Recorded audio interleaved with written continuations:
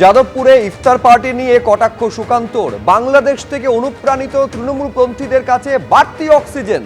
হিন্দু বিরোধী মতাদর্শ অক্ষুণ্ণ রেখে বাম তৃণমূল অজৈব জোটের সহাবস্থান। দেবী সরস্বতীর প্রবেশ নিষিদ্ধ, কিন্তু এসবে মুখে কুলুপ। এই ভিডিও পোস্ট করে আক্রমণ শানিয়েছেন বিজেপি রাজ্য সভাপতি।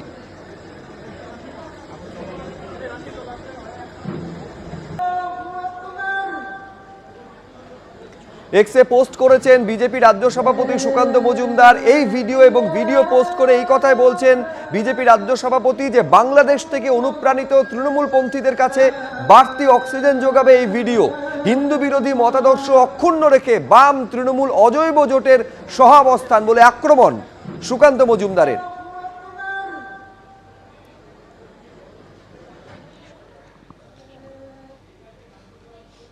বামপন্থী এবং তৃণমূল কংগ্রেস কতটা হিপোক্রেট এবং কতটা হিপোক্রেসি এরা মেনটেন করে, এটা তার প্রমাণ যে যারা সরস্বতী পুজো হতে দেয় না তারা সর্বতভাবে সাহায্য করে। এবং এখানে কিন্তু দুজনের মধ্যে কোনো শত্রু নেই, দুজন একসাথে মিলে এই বলি সব রসুনের পেছন দিকটা এক জায়গায় হয়ে যায়, সেরকম সব সিউডো সেকুলাররা একসাথে হয়ে ইফতার পার্টি করানো হচ্ছে।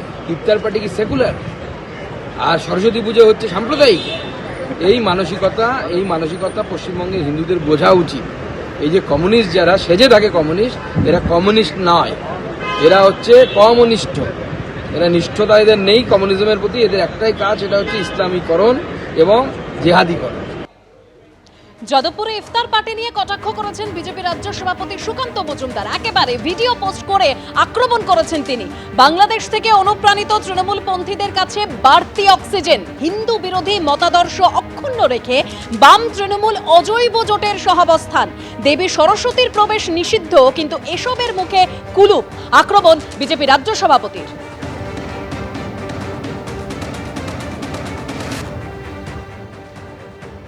যাদবপুর বিশ্ববিদ্যালয়ে অবশ্যই পুজো হয়, ইফতারও হয়। আমাদের এখানে যে কোনো বিশ্ববিদ্যালয়ে পুজো হতে পারে, ইফতার হতে পারে, বড়দিনের অনুষ্ঠানও হতে পারে।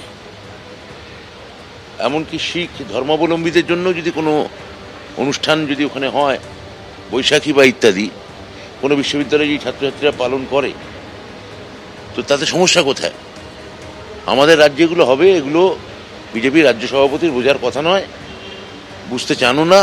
ওনার রাজনৈতিক যে দৃষ্টিভঙ্গি, সেটা ইফতারকে বাধা দিতে চায়, আমরা চাই না।